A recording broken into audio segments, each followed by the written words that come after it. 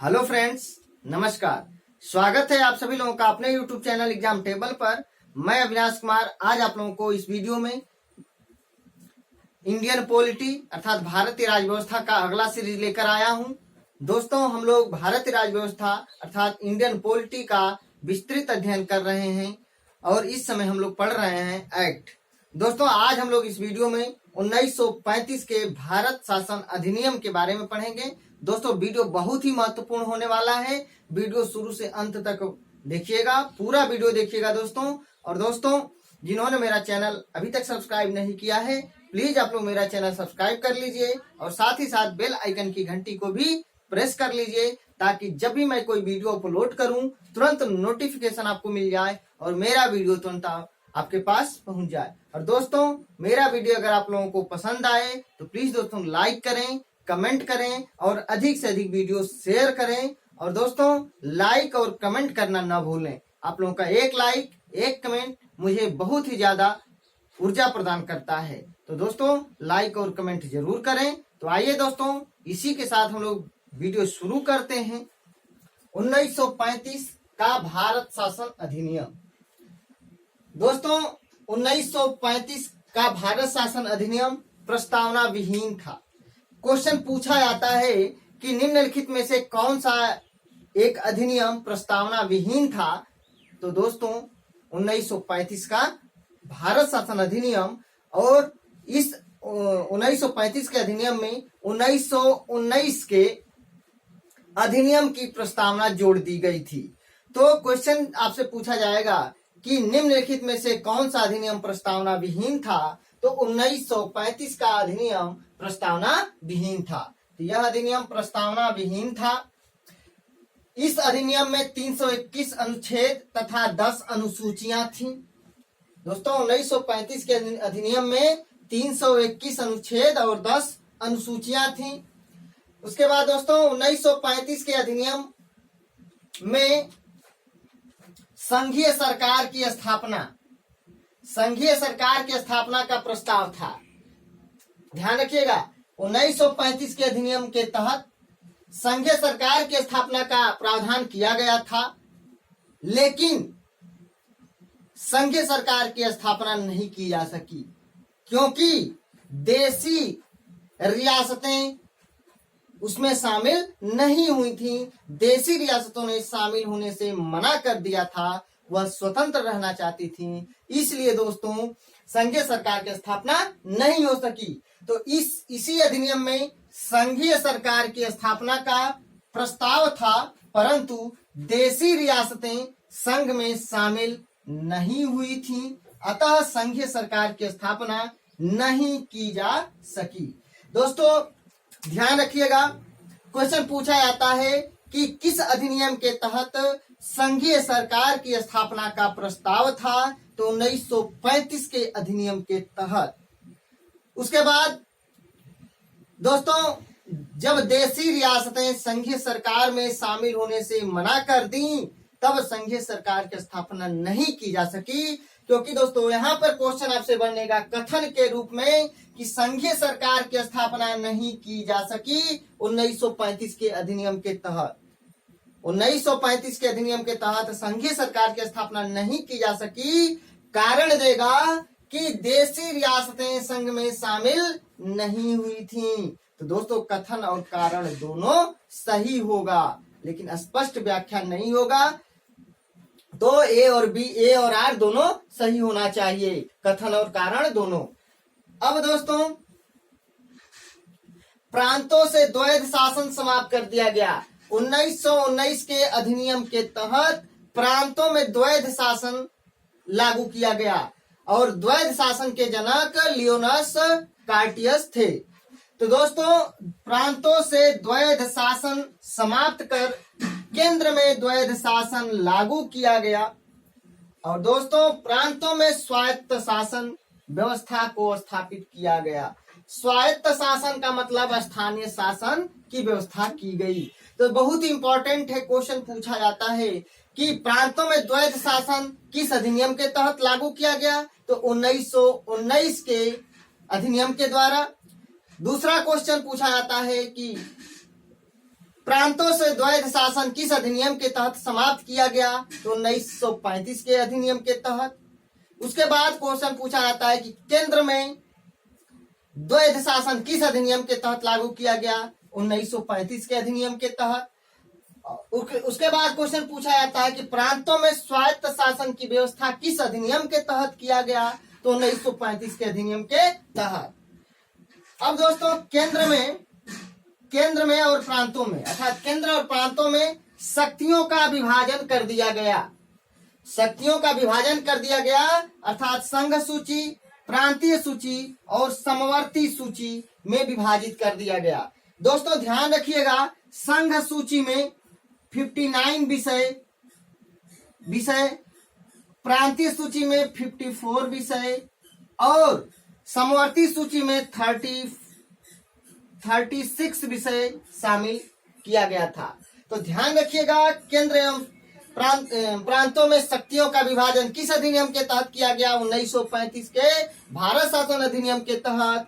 और इसके अंतर्गत संघ सूची, प्रांतीय सूची और समवर्ती सूची का निर्माण किया गया, जिसमें समवर्ती सूची में 36, प्रांतीय सूची में 54 और संघ सूची में 59 विषय शामिल किया गया था। अब दोस्तों सबसे महत्वपूर्ण क्वेश्चन है कि 1935 अधिनियम के तहत 1 अक्टूबर 1937 को एक संघीय न्यायालय या फेडरल न्यायालय, ध्यान रखिएगा, फेडरल संघीय न्यायालय या फेडरल न्यायालय की स्थापना की गई। और दोस्तों यह संघीय न्यायालय या फेडरल न्यायालय प्रारंभिक अपीली और परामर्शदात्री थी, अर्थात दोस्तों संघीय न्यायालय को प्रारंभिक अपीली और परामर्शदात्री अधिकारिता प्राप्त थी, अर्थात यहाँ पर प्रारंभिक सुनवाई भी हो सकती थी और इस न्यायालय में अपील भी किया जा सकता था और इस न्यायालय को परामर्श लेने का भी अधिकार था। और दोस्तों 1 अक्टूबर 1937 को संघीय न्यायालय की स्थापना किया गया और इसके प्रथम मुख्य न्यायाधीश मॉरिस ग्वेयर को बनाया गया। दोस्तों बहुत ही महत्वपूर्ण क्वेश्चन पूछा जाता है कि भारत में संघीय न्यायालय की स्थापना किस अधिनियम के तहत किया गया? तो 1935 के भारत शासन अधिनियम के तहत। नेक्स्ट क्वेश्चन पूछा जाता है कि भारत में संघीय न्यायालय की स्थापना कब किया गया? तो 1 अक्टूबर 1937 को। और भारत के संघीय न्यायालय के प्रथम मुख्य न्यायाधीश कौन थे? तो मॉरिस ग्वेयर।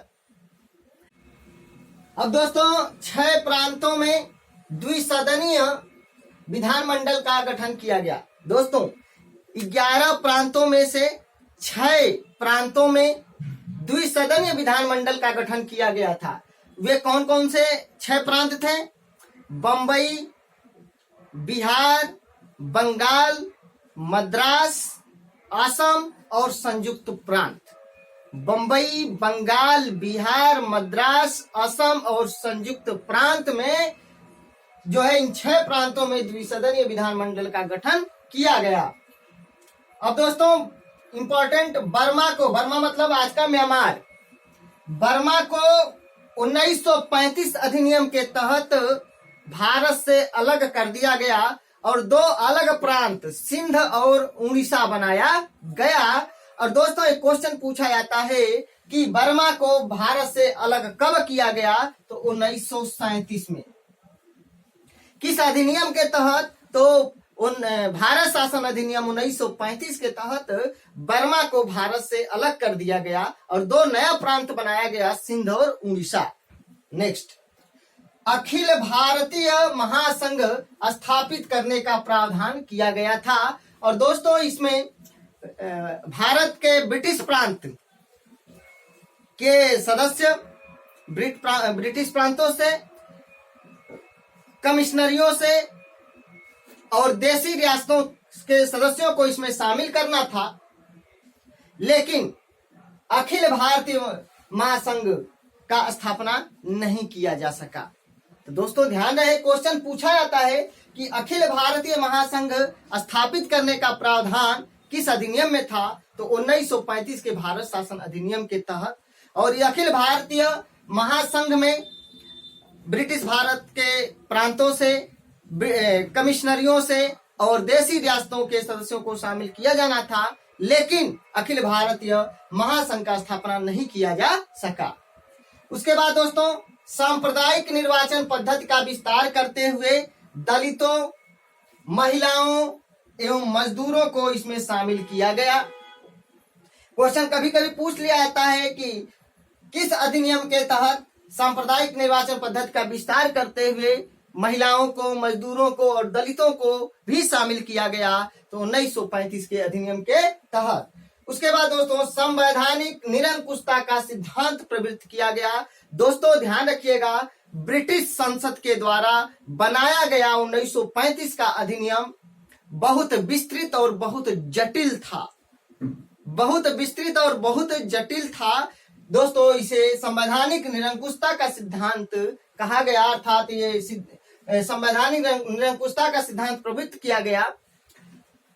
और आपसे क्वेश्चन इतना ही पूछा जाता है कि निम्नलिखित में से किस अधिनियम में संवैधानिक निरंकुशता का सिद्धांत प्रवृत्त किया गया, तो 1935 के अधिनियम में किया गया था। नेक्स्ट, इस अधिनियम के बारे में पंडित जवाहरलाल नेहरू ने कहा था कि यह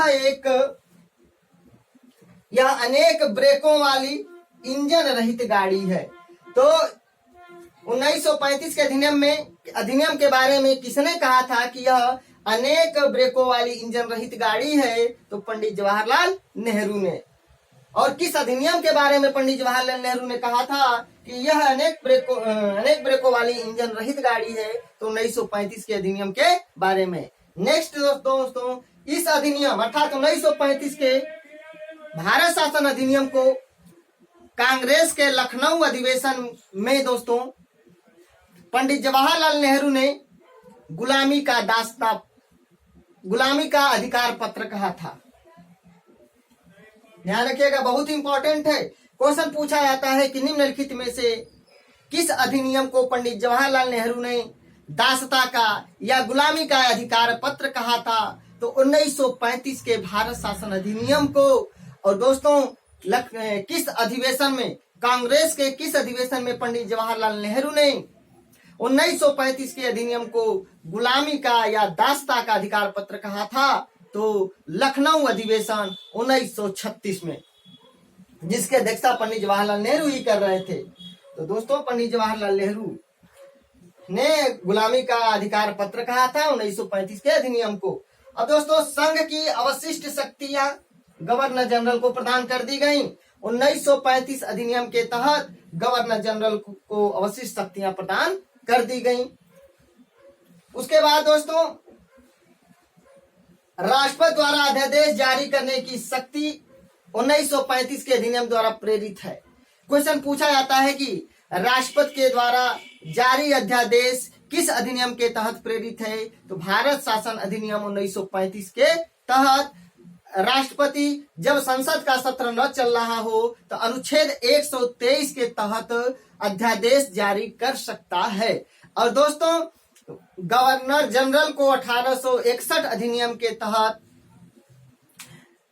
अध्यादेश जारी करने की शक्ति प्रदान किया गया था। ये दोनों क्वेश्चन बहुत इंपॉर्टेंट हैं, बार बार पूछे जाते हैं। तो दोस्तों इसी के साथ दोस्तों अगर आप लोगों को मेरा वीडियो अच्छा लगे तो प्लीज दोस्तों लाइक करें, कमेंट करें और अधिक से अधिक वीडियो शेयर करें। और जिन्होंने मेरा चैनल अभी तक सब्सक्राइब नहीं किया है प्लीज आप लोग मेरा चैनल सब्सक्राइब कर लीजिए और साथ ही साथ बेल आइकन की घंटी को भी प्रेस कर लीजिए, ताकि जब भी मैं कोई वीडियो अपलोड करूं तुरंत नोटिफिकेशन आपको मिल जाए, मेरा वीडियो तुरंत आपके पास पहुंच जाए। धन्यवाद।